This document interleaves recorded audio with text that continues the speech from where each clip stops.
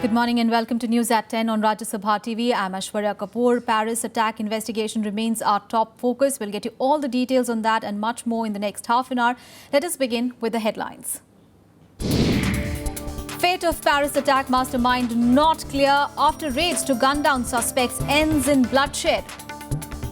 Fresh IS video warns of impending attack on New York.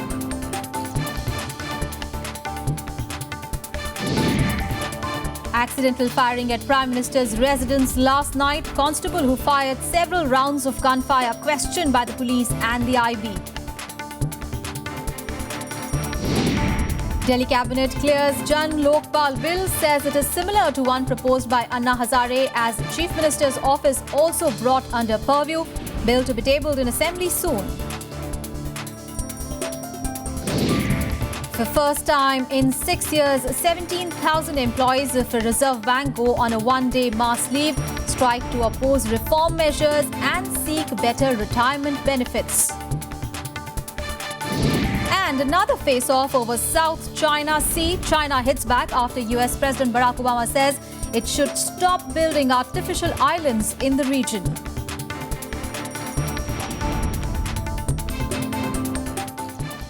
Well, Paris attack investigation is our top focus. Well, French police raids to gun down suspects of Paris attacks ended in bloodshed on Wednesday. The fate of mastermind Abdelhamid Abaoud is still not clear, as he's not among the 8 suspects arrested so far during the raids in the northern suburb of Saint Denis. Now, police forces are trying to identify the human remains found in the rubble, as one woman suspect blew herself up during the shootout. Meanwhile, a fresh IS video has emerged which warns of an impending attack on New York soon. Au moment où je m'exprime devant vous, une opération policière particulièrement périlleuse et lourde vient de s'achever. Elle visait à neutraliser cette nuit 5,000 rounds of bullet shots fired before French police pinned down several suspects of the Paris attack in a massive raid in a building near Saint Denis suburb. Hunt for the mastermind Abdelhamid Abaoud, a Belgian Islamist militant, is still on. He is not among the 8 arrested. Forensic police combed rubbles after 7 hours of siege to figure out if Abdelhamid was killed when a woman suicide bomber blew herself up during the raids. 5 police officers were also injured. Total, 8 gardes à vue, c'est-à-dire 7 hommes et une femme, sont donc actuellement en cours. Actuellement, les identités des personnes interpellées dans l'immeuble ne sont donc pas formellement établies. Cependant, je vous précise que Abaoud et Salah Abdeslam ne font pas partie des gardés à vue. Les investigations se poursuivent donc tout à la fois pour identifier les terroristes tués, ceux qui sont en garde à vue, the prime suspect and mastermind behind Paris attacks. He is from the Molenbeek area of Brussels, which is also home to other members of terror cell that carried out the massacre. Abdelhamid Abaoud is a 27-year-old Belgian of Moroccan origin. He also reportedly had links to attacks on Paris-bound train when 2 soldiers and a civilian overpowered a gunman. Landmarks in Paris glow in tricolours of the French flag for the 3rd day. France said that they have identified all 129 victims who died in Paris attacks early on Friday. Peace rallies were held in various places in France as they lit candles to remember the victims. Even before the horror of Paris attacks die out, the Islamic State has released a fresh video threatening an attack in New York. The New York police said that there aren't any specific threats for the moment. Bureau Report, Rajya Sabha TV. Meanwhile, the Islamic State jihadist group has announced that it has executed a Chinese and a Norwegian hostage. Well, the claim was made on its online English magazine. Now, the APEC magazine printed photographs of bodies it said were Chinese hostage Fang Jingyui and Norwegian Ole Johan Grimsgaard Oftad. A stamp-like caption overlaid on one of the photographs, and it read, "Executed after being abandoned by their nations and organizations." Well, the Islamic State Officials magazine on Wednesday also carried a photograph of what it said was the improvised bomb that brought down the Russian airliner over Egypt's Sinai Peninsula last month, killing all 224 people on board. The photograph showed a can of soft drink and what appeared to be a detonator and a switch on a blue background. It was not clear how the device would have worked. The article in the magazine also claimed militants had been able to bypass the security at Sharm el-Sheikh airport and smuggle the bomb onto the plane. It said initially they had planned to target a country of the US-led coalition, but then decided to attack the Russian airliner because of the airstrikes that Moscow has launched in Syria. IS-linked Sinai Peninsula Group says that it carried out the attack, which killed 224 people. Russia has confirmed that it was indeed a bomb that brought down the airliner. President Vladimir Putin has vowed to find and punish those behind the attack. Remember, nearly all the victims on the flight from Red Sea resort of Sharm el-Sheikh to St. Petersburg were Russian. News from Philippines now, where leaders from 21 countries met in Manila for the two-day Asia-Pacific Economic Cooperation Summit. The meeting's official agenda is focused on trade, business and economic issues, but terrorism, South China Sea dispute and climate change also were the issues in focus on Wednesday. Leaders from the 20 Asia-Pacific countries met in Manila for the APEC summit on Wednesday to forge trade unity, but the spotlight turned on to the contest for territory in the South China Sea. Raising the issue, US President Barack Obama called on China to halt its construction on reclaimed islands in the South China Sea. The discussions also centered around the Trans-Pacific Partnership, which was agreed to recently by a dozen countries, including the United States. Obama also used the summit meeting to push for his climate change agenda. No nation is immune to the consequences of a changing climate. But with its many low-lying islands, its coastal regions that are vulnerable to flooding and land loss, few regions have more at stake in meeting this challenge than the Asia-Pacific region. The US intervention has angered China, which has urged Obama to stop hyping up the South China Sea issue. 中方在南沙群岛部分驻守岛礁上的建设活动，完全是中国主权范围内的事情，合情、合理、合法。 Meanwhile, China reassured regional economic and political leaders that its government will keep the world's #2 economy growing. Chinese President Xi Jinping also called for a greater role of the Asia-Pacific region in the world economic growth. Russian Prime Minister Dmitry Medvedev, meanwhile pointing at the recent Paris attacks, said that terrorism was a global challenge requiring a global response. 坚持推进改革创新，要解决世界经济深层次问题。单纯靠货币刺激政策是不够的。Террористические атаки, которые только что пережили и Россия, и Франция, затронули весь мир. Распространение терроризма является глобальным вызовом. APEC, which accounts for 60% of global output and nearly half of world trade, is aiming for a larger free trade area for its 21 economies by 2025. Bureau Report, Rajya Sabha TV. Well, back home, panic spread near Prime Minister Narendra Modi's residence at 7 RCR last night after several rounds of gunfire were accidentally fired by a constable. Now, officials said the policeman who was on duty at the police control room outside 7 RCR accidentally pressed the trigger while checking his AK-47 assault rifle during a change in duty.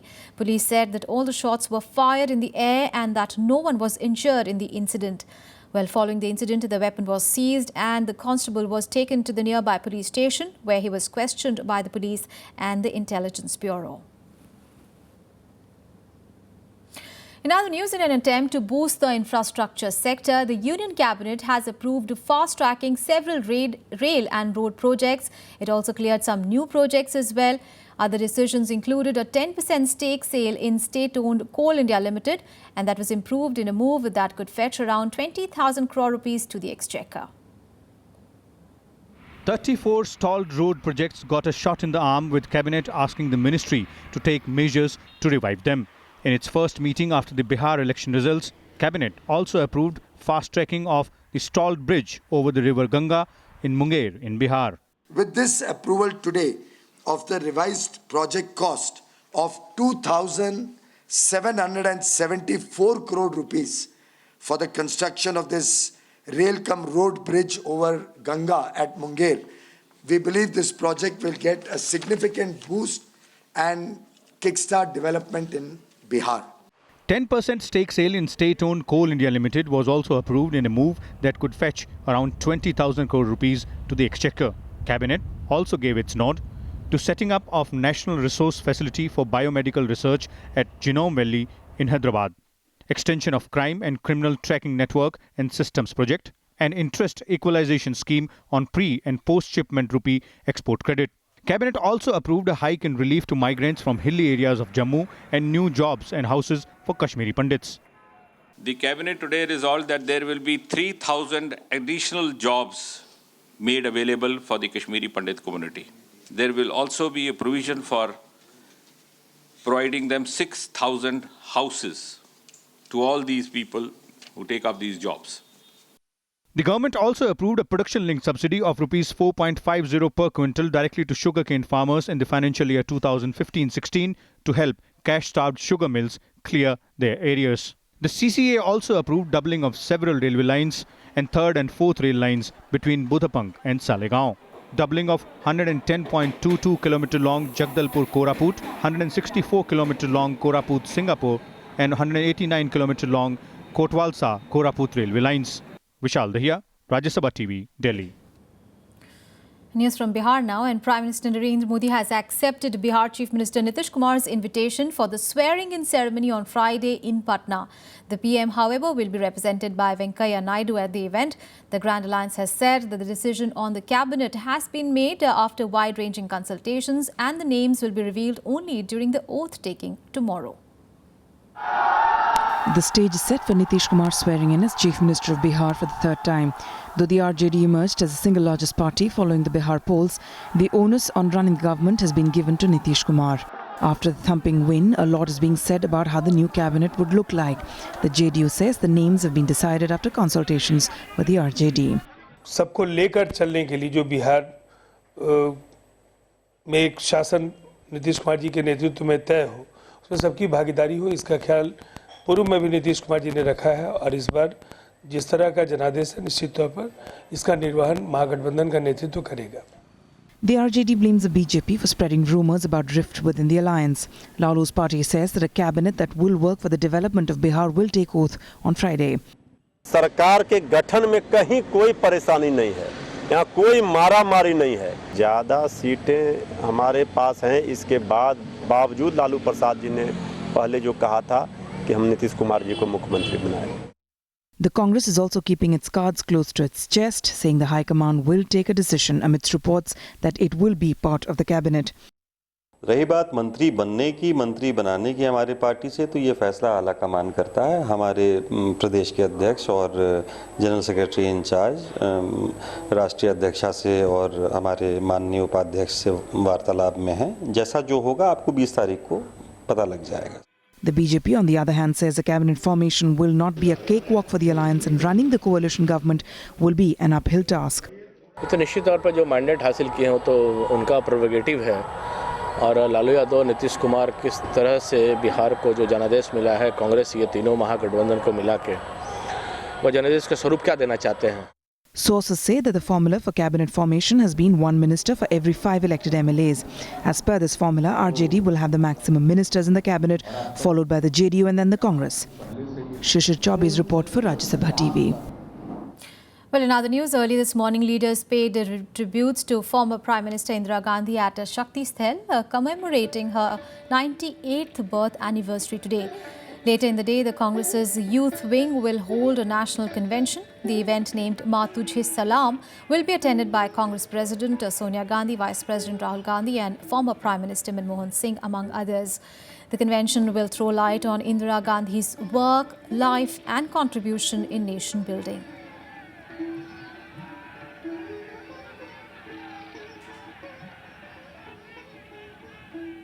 And Breakfast News will take a very short break. We'll be back with more news. Stay tuned.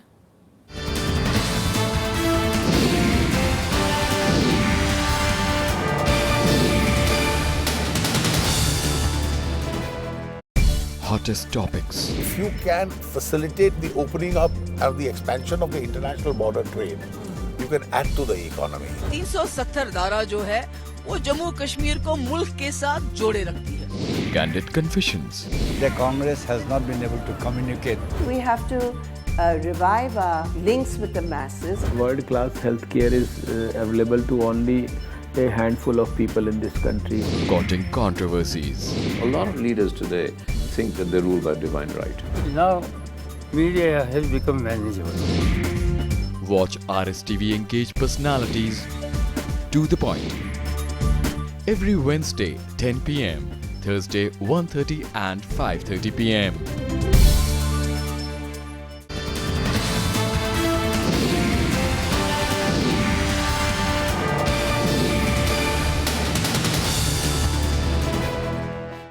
Welcome back. Now, Home Minister Rajnath Singh is on a key 6-day visit to China. Strengthening security relations and checking arms smuggling to militants in the northeast is top on the agenda. This is the first trip by an Indian Home Minister to China in 10 years. Home Minister Rajnath Singh's 6-day visit to China is coming against the backdrop of a steady improvement of relations between the two countries. Terrorism is our common foe today. China is also facing a problem on its western Tibet border, Xinjiang area from Uyghurs, which is a tribe there. India, of course, has been a major target of terrorist attacks. So whatever information, intelligence sharing we can do on the subject of terrorists would be, I think, a priority area for both of them. Both China and India face a constant threat of cross-border terrorism, ironically stemming up from the same neighbour, Pakistan. Besides the issue of terror, the Home Minister will talk about security cooperation, focusing on a more effective crackdown by China on militant groups in the northeast. Well, as far as the Home Minister's visit is concerned, it should be an important visit. As you know, after 10 years, an Indian Home Minister will be visiting China. Their focus should be on border management, a better management of situations on border, and I think he will also discuss with the Chinese counterparts on the small Chinese arms that are found with the northeastern insurgents. That will be the focus of his trips. Rajnath Singh will spend 3 days in Beijing, followed by a 3-day stay in Shanghai. Besides talks with his Chinese counterpart, the Home Minister is also expected to call on Chinese President Xi Jinping and Prime Minister Li Keqiang. Palak Sharma's report for Rajya Sabha TV. News from the national capital, where the Delhi government has cleared the Janlokpal bill. Now, this means that the post of the anti-graft ombudsman can be created. The Aam Aadmi Party has claimed that the Janlokpal is similar to the one proposed during the Anna Hazare movement and that it will be tabled in the Assembly soon. The draft bill, among other provisions, also brings the office of the Chief Minister under its purview and is in lines of the Uttarakhand Lokpal bill, which stipulates a time-bound probe. Now, following the decision, Chief Minister Arvind Kejriwal said the bill will be tabled in the Assembly soon, while Deputy Chief Minister Manish Sisodia said that the Business Advisory Committee will take a call on when to table the bill. The BJP, that is the chief opposition in the Assembly, said that the government's move was out of compulsion. The Congress has said that it will oppose any dilution in the original bill. एक strict Lokpal जो बहुत corruption के प्रति सिर्फ एक slogan की तरह ना हो, करप्शन के खिलाफ और सिर्फ औपचारिकता भर ना हो, जिसमें करप्शन के खिलाफ एक्शन भी हो सके, ऐसा लोकपाल बिल लाने की बात की गई थी उस आंदोलन में। और वही अन्ना जी का लोकपाल दिल्ली के लिए दिल्ली जनलोकपाल बिल के नाम से आज कैबिनेट ने पास किया है, उसको हम लेके आएंगे। Well, the government plans to adopt a comprehensive approach to usher in a second green revolution in the country. Part of the strategy is to unveil a new fertilizer policy and increase the application of agrochemicals. Faced with failing farm productivity, rising food prices and farmer suicides, the government is desperately looking for another green revolution. As a first step, it plans to make fertilizers available at affordable prices. It also wants to boost use of agrochemicals. At 0.6 kg per hectare, India is one of the lowest consumers of agrochemicals in the world. If you talk of plant protection, all your insecticides are chemicals. If you talk of mulching, it's chemicals. Your greenhouses are chemical. Your shade nets are chemicals. If you talk about post-harvest management, it's impossible without chemicals because all the handling devices are made of chemicals. The Parliamentary Standing Committee on Agriculture has invited suggestions from stakeholders on agricultural research on topics like geographical conditions, use of fertilizers, impact of climate changes. वो विषय है और वो उसमें NGO को और अन्य लोगों को भी आमंत्रित किया गया है कि वो अपनी राय वो कृषि समिति के सामने रखे जिससे कि पार्लियामेंट में हम रिपोर्ट पेश कर सकें. Farmers are demanding new varieties of crops that can withstand climatic fluctuation and an expansion of irrigation facilities to increase productivity. Overall, food grain production in the country declined to 251.12 million tons in 2014-15 from a record 265.04 million tons in 2013-14. At an estimated 90.78 million tons, wheat production is lower by 5.07 million tons than the record 95.85 million tons in 2013-14. Pulses are estimated at 17.38 million tons, lower by 1.87 million tons. The Modi government is betting on a second green revolution as a long-term strategy for agriculture. Kriti Mishra's report for Rajya Sabha TV.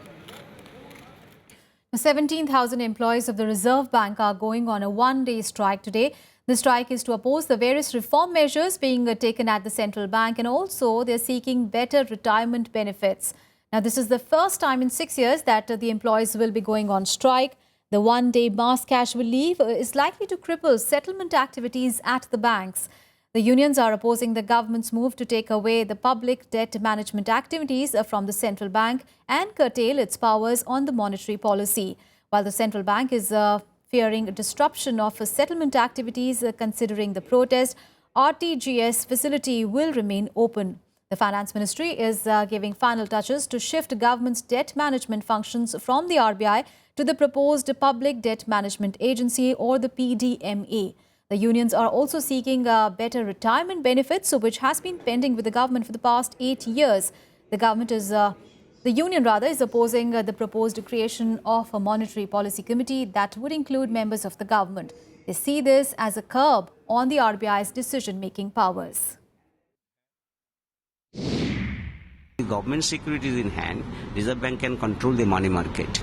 But if it goes away to any other entity, then Reserve Bank will lose its capability of interfering into the market when it is necessary. That is number one. Number two, the monetary policy, which is the exclusive jurisdiction of Reserve Bank of India, is also being taken away from Reserve Bank in the form of a monetary policy committee.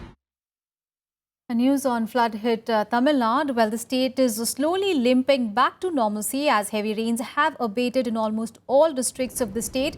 The deaths due to flooding and other related incidents, however, climbed to 87. All schools and colleges in Chennai, Kanchipuram and Tiruvallur districts will remain closed till 22nd of November as a precautionary measure. Relief operations in flood-hit areas continues with medical camps being held across the state. In the worst affected Kanchipuram district, life was inching towards a semblance of normalcy, even though many areas still remain waterlogged. Remember, Chief Minister Jayalalitha had held a review meeting on Wednesday and she had announced a sum of 4 lakh rupees each to the next of kin of people who had died due to drowning, wall collapse and electrocution. देखिए, जहाँ तक बारिश का प्रश्न है तो पिछले 24 घंटों से वहाँ बारिश में काफ़ी कमी आई है. जो बारिश 25-30 सेंटीमीटर हो रही थी और लगभग पूरे तमिलनाडु में हो रही थी, वो अब कहीं कहीं हो रही है और अमाउंट जो 25 से 30 सेंटीमीटर था उसकी बजाय वो 2 और 4 सेंटीमीटर आ गया है. तो कह सकते हैं कि बारिश का जो डिस्ट्रीब्यूशन था वो भी काफ़ी कम हुआ है तमिलनाडु में, और साथ साथ जो इंटेंसिटी बारिश की थी वो भी, उसमें भी बहुत ज़्यादा कमी आई है. And now let's take a look at what all events are expected to make news through the day in the day ahead. The celebration of National Integration Week or the Qaumi Ekta Week will begin from today. Government has decided to observe Qaumi Ekta Week with a view to fostering and reinforcing the spirit of communal harmony across the country amidst the ongoing debate over the issue of intolerance. Home Minister Rajnath Singh has asked the central and state governments to organize events to give the message of communal harmony and national integration. Prime Minister Narendra Modi will hold an interactive session with 169 IAS officers who have started their careers as assistant secretaries. Government officials said that PM was keen for a feedback session with the officers on their understanding of the quality of the functioning of his government and also citizen outreach. The officers have been assigned important desks related with the policy and flagship programs of the concerned ministries and departments. The 7th Pay Commission, headed by Justice A.K. Mathur, will submit its report to Finance Minister Arun Jaitley today. The Commission has recommended increase in remuneration of central government employees as well as pensioners. The total increase will be 22 to 23% of the gross salary and has been suggested by the Commission. Recommendations of the Commission would be implemented from 1st of January 2016. Congress Vice President Rahul Gandhi will hold a meeting with newly elected party MLAs from Bihar. Rahul Gandhi will speak to them and he'll seek their views of the 27 newly elected MLAs and MLCs on participation in government and related issues. Congress, which is a part of the Grand Alliance, had won 27 seats in the 243-member assembly in Bihar. Gangster Chota Rajan CBI custody in a fake passport case will end today. CBI interrogated how Rajan procured an Indian passport on the basis of fake documents from Indian mission in Zimbabwe. Rajan, a former aide of Dawood Ibrahim, was brought to India from Bali earlier this month. Well, some international news now. In Sri Lanka's cabinet approved a proposal to abolish the executive presidency and transfer most of its power to parliament. The new system will transfer more executive powers to the Prime Minister. Now, Sri Lankan President Maithripala Sirisena had pledged to abolish the presidential system in order to empower Parliament. The President also sought support for a new electoral system, which was approved by the Cabinet. He also aims to establish a new constitution. The proposal will be effective from 2020, when the current term of incumbent President Sirisena ends. He said, and I quote him now, "It is my expectation to introduce a new electoral system which is responsible to Parliament, abolish executive presidency and transfer the powers of the President to the Parliament and independent commissions." Unquote. Some more international news now in World Wrap. The White House has clarified that President Barack Obama would veto a proposal for additional scrutiny of refugees from Syria and Iraq. The Republican lawmakers have been refusing to take in Syrian refugees in the wake of Paris attacks and several terror threats from Islamic State. Obama, however, rejected it, saying that it would further create complications in solving the humanitarian crisis. Meanwhile, in Honduras, the security officials have arrested 5 Syrian refugees who were traveling on stolen Greek passports. They were allegedly trying to enter the U.S. by land. They flew down from neighboring El Salvador early on Tuesday. Greek diplomats in Honduras confirmed that none of the 5 arrested speak Greek. At least 11 people were killed when 2 female suicide bombers blew themselves up in a busy market in northern Nigeria's Kano city. No group has claimed responsibility for the attacks, but Islamist militant group Boko Haram has previously targeted Kano and police forces suspect their involvement. President Muhammadu Buhari condemned the terrorist attacks as barbaric. At least 3 people were killed in heavy storms in Washington state on Wednesday. Over 2 lakh homes and buildings were without power after the storm blew down trees and triggered mudslides. The National Weather Service has issued flood warnings. Now a look at some sporting action in Sports Beat. Top Indian shuttlers K. Srikanth and PV Sindhu lost their opening round matches at the Hong Kong Open. Srikanth suffered his 4th men's singles first round loss in 5 tournaments after losing to China's Tian Hoi. While unseeded, PV Sindhu also went down to top seed Carolina Marin 17-21, 9-21 in just 35 minutes. Rafael Nadal beat Andy Murray in straight sets at the ATP World Tour Finals. The Spaniard won 6-4, 6-1 and qualified for the semi-final after Stan Wawrinka defeated David Ferrer in a later match. Wawrinka knocked David Ferrer out of the ATP World Tour Finals with a 7-5, 6-2 win, and he improved his own chances of making it to the last 4. World governing body FIFA has rejected President Sepp Blatter's and Vice President Michael Platini's appeals against a 90-day ban imposed on them.